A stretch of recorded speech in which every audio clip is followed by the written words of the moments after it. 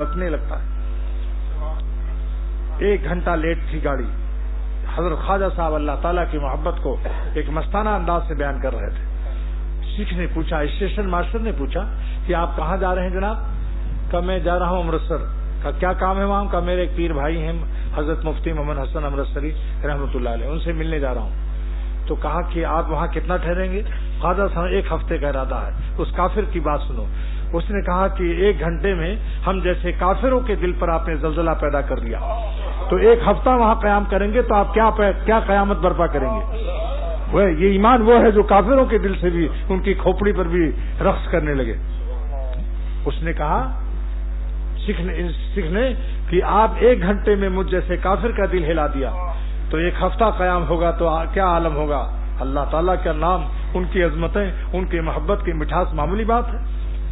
لیکن خالی گولا ہو اور رس نہ ہو, کسی دشمن نے رس نکال لیا ہو, رس گولے کے نام سے اس کو کوئی کھائے گا تو اس کو مزہ نہیں آئے گا, کیونکہ گولا تو ہے, رس نہیں ہے. اللہ کوئی بھی عالم ایسا نہیں دنیا میں گزرا جس نے اللہ والوں کی جوتیاں اٹھائی ہوں اور وہ دنیا میں پامال ہوا. ساری مخلوق میں اللہ اس کو عزت دیتا ہے کیونکہ اس نے اللہ والوں کا اکرام کیا, اور جس نے اللہ والوں کا اکرام کیا اس نے اللہ تعالیٰ کا اکرام کیا, اور جس نے اللہ تعالیٰ کا اکرام کیا اللہ تعالیٰ بھی اس کو اکرام دیتا ہے. جزاء وفاقہ.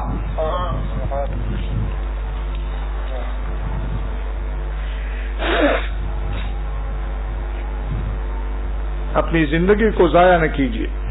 واللہ پھر کہتا ہوں یہ مٹی کی شکلوں پر اپنی کو مٹی مت کرو دوستو. ایک دن ہم قبروں میں مٹی ہونے والے ہیں.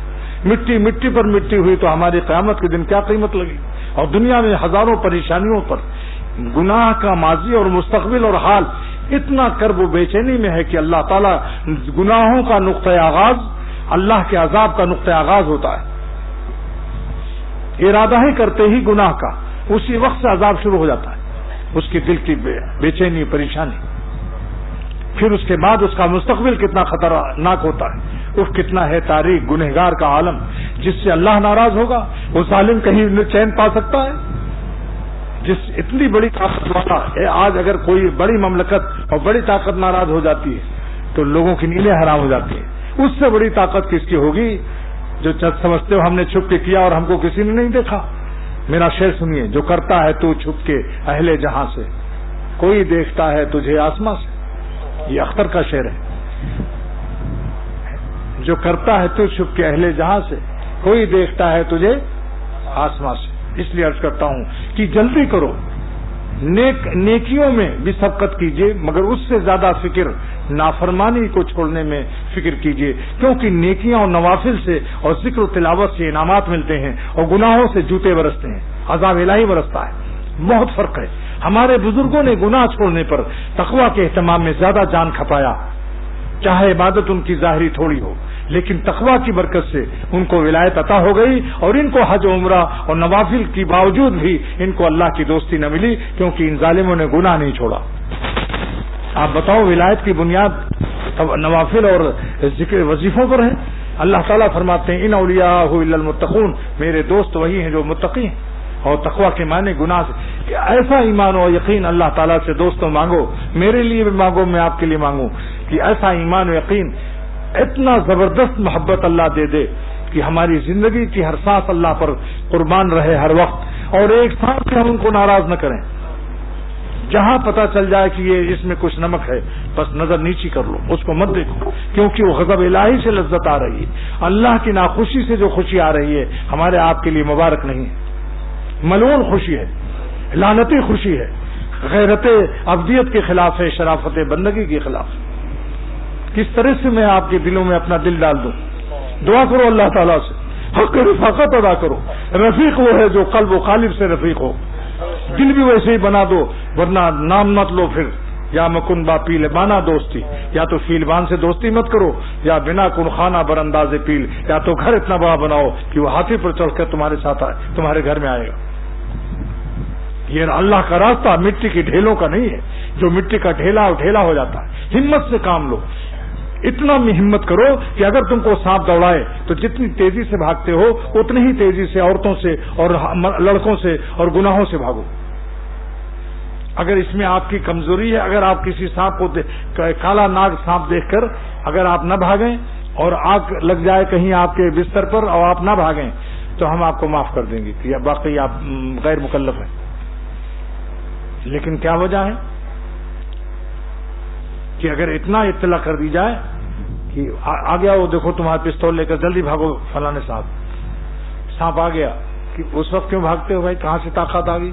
بارہا بتا چکا ہوں کہ عجائب خانہ چڑیا گھر حیدرآباد سندھ میں شیر دیکھنے گیا تھا. میرے ساتھ غالباً یہ لوگ بھی تھے, یہ قاسم اور یہ لوگ آئے ہوئے ہیں, حیدرآبادی لوگ بھی آئے ہوئے ہیں.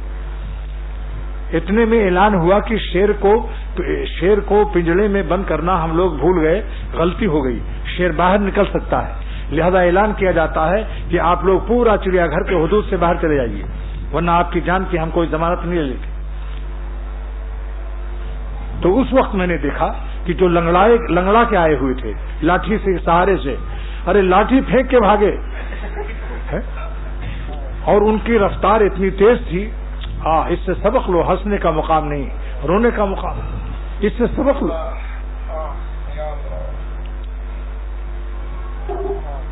تو اب 4 عمل سن لیجیے. نمبر 1, 4 عمل جو ولایت کی بنیاد ہے, 4 پلر اور 4 ستون پر چھت پڑ جاتی ہے یا نہیں.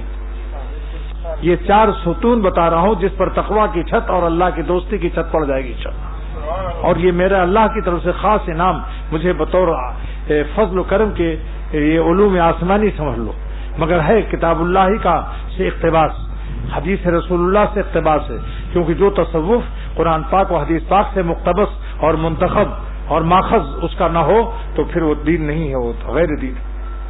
نمبر 1, اہل اللہ کی مصاحبت, جتنا ہو سکے اللہ والوں کے ساتھ رہو.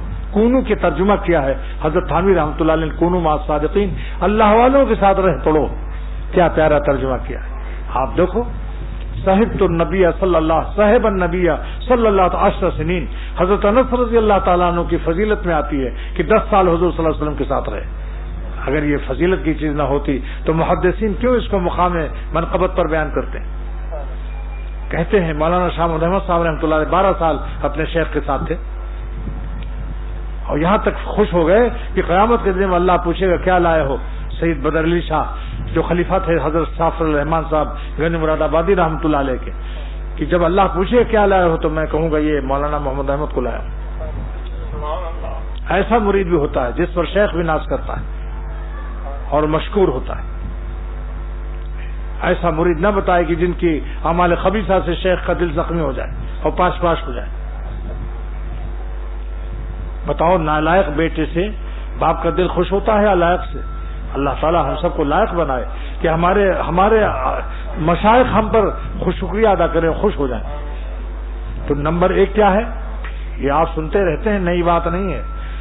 لیکن آپ یہ بتلائیے کہ اگر کل کباب کھایا تھا اور آج بھی مل جائے تو آپ کہیں کہ بھائی کل ہی تو کھایا تھا, آج کیوں کھلایا. ایک بوتل مرنڈا کی کل پلائی, آج کوئی پلائے تو پیتے ہیں یا نہیں. تو تکرار علوم سے رسوخ علوم نصیب ہوتا ہے, تکرار علوم سے رسوخ علم کا نصیب ہوتا ہے. میرا مقصد رسوخ ہے, اس لیے ذکر کرایا جاتا ہے تاکہ بار بار ذکر سے دل میں اللہ تعالیٰ کے نام اتر جائے اور رسوخ نسبت نصیب ہو جائے.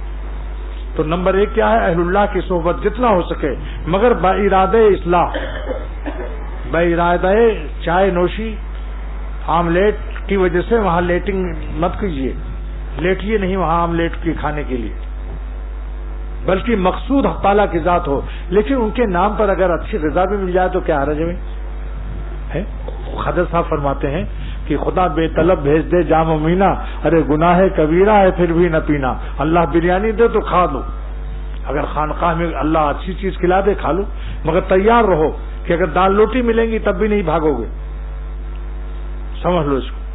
اس وقت تو ہماری خانقاہ میں ہماری خانقاہ میں کیا تھا, جہاں اختر نے تربیت لی ہے, صبح سے 12-1 بجے تک ناشتہ بھی نہیں ملتا تھا, اور کھانے پر دال اور آلو کی ترکاری سبزی, اور 10 مہمان باہر ایسے ہوتے تھے, ایک پلیٹ سبزی میں ایک چمچہ ہم لوگ اپنی پلیٹ میں رکھ لیتے تھے, اس کو دیکھتے رہتے, کھاتے نہیں تھے, آخر میں اس کو کھاتے تھے منہ بنانے کے لیے, کیونکہ اتنے مہمانوں کا اجتماع, دیہات کا مقام.